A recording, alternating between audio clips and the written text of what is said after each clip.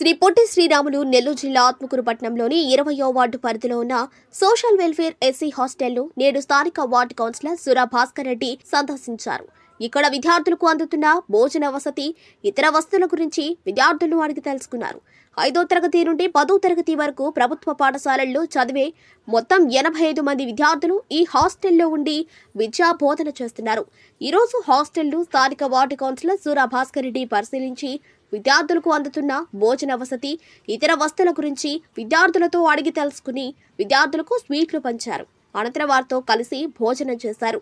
అనంతరం వారు మాట్లాడుతూ ప్రభుత్వ పాఠశాలలో మరియు హాస్టళ్లలో ఉండే విద్యార్థులకు సరైన వసతులు అందించాలని తమ ముఖ్యమంత్రి నారా చంద్రబాబు నాయుడు, విద్యాశాఖ మంత్రి నారా లోకేష్ ఆశించిన విధంగా తమ నేత రాష్ట్ర దేవాదాయ శాఖ మంత్రి ఆనం రామనారాయణ రెడ్డి సూచనలతో తన పరిధిలో ఉండే వివిధ హాస్టళ్లు, పాఠశాలలను పరిశీలించి ఇక్కడ విద్యార్థులకు ఉండే సమస్యలను తెలుసుకుని తమ మంత్రి దృష్టికి తీసుకువెళ్లేందుకు నేడు ఇక్కడ పరిశీలించినట్టు వారు తెలిపారు. ఇక్కడ విద్యార్థులతో కలిసి భోజనం రుచి చూసి హాస్టల్ను పరిశీలించినట్టు వారు తెలిపారు. ఈ హాస్టల్లో అన్ని వసతులు బాగానే ఉన్నాయని, భోజనం కూడా రుచికరంగా ఉందని కౌన్సిలర్ సంతృప్తి వ్యక్తం చేశారు. విద్యార్థుల అవసరాలను గుర్తించేందుకు ప్రతి నెల హాస్టల్ను పరిశీలిస్తారని సూరా భాస్కర్ రెడ్డి తెలిపారు. ప్రభుత్వం అందిస్తున్న వసతులతో విద్యార్థులు మంచి విద్యను అభ్యసించి ఉజ్వల భవిష్యత్తును పొందాలని సూచించారు.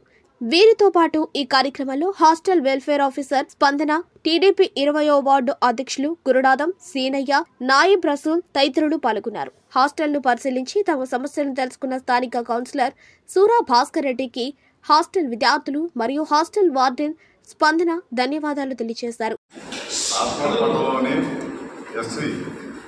బాయ్స్ హాస్టల్లో ఈరోజు అన్ఎక్స్పెక్టెడ్గా పిల్లలకి ఏ విధంగా భోజనం అందుతుందో, కర్రీస్ ఎలా ఉన్నాయో, స్టడీ ఎలా ఉందో చూడడానికి ఈ ఏరియాలో ఈ వార్డు పరిధిలో ఉంది కాబట్టి ఈ వార్డు కౌన్సిలర్ నేను, మా అధ్యక్షుడు సేనయ్య గారు, నాయకులు గారు కలిసి విజిటింగ్ రావడం జరిగింది.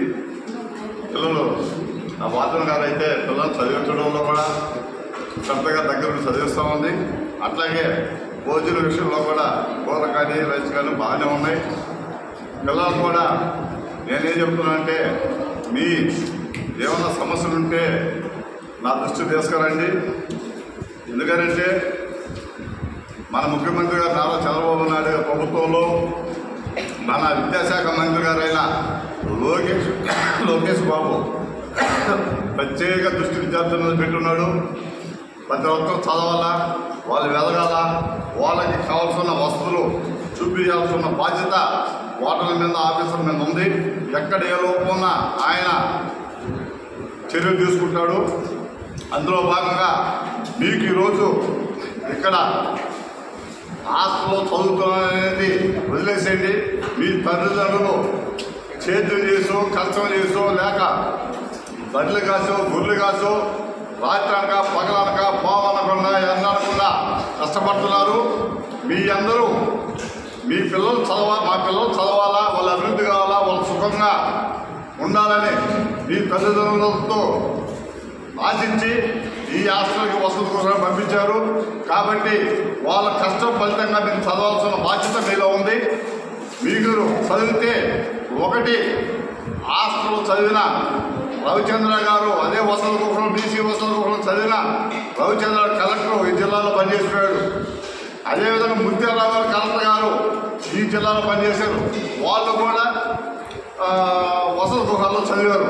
కాబట్టి మీలో పట్టుదల ఉంటే ఇక్కడ ఉన్న వసతులు డిగ్రీకి, బీటెక్, ఎంబీఏ, ఎంఏబీఎస్ కూడా మన ప్రభుత్వం వసతి గృహాలు చూపిస్తుంది. కాబట్టి మీ చేతులు, మీ భవిష్యత్తు మీ చేతుల్లో కష్టపడి చదవండి. మీకు ఏ సమస్యలు ఉన్నా నా దృష్టికి తీసుకురండి.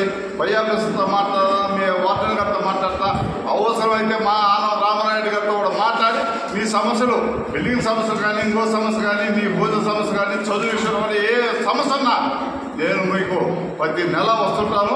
సమస్యను ఆ దృష్టిలో వేస్తే మా రామనాయుడు ద్వారా మీ సమస్యలు తీరుస్తారని కూడా సందర్భంగా తెలియజేస్తూ హ్యాపీగా, ఆనందంగా అభివృద్ధి కావాలి మనస్ఫూర్తిగా కోరుకుంటూ మీ వార్డెన్ గారికి కూడా పేరు తేండి, మీ తల్లిదండ్రుల పేరు తేండి, మీ స్కూల్ టీచర్స్ కూడా పేరు తేవాలని, ఈ ఆత్మలకు పేరు తేవాలని, ఈ హాస్టల్కి పేరు తేవాలని కోరుకుంటూ ఈ సందర్భంగా భోజన వసతులు బాగా ఉన్నాయని కూడా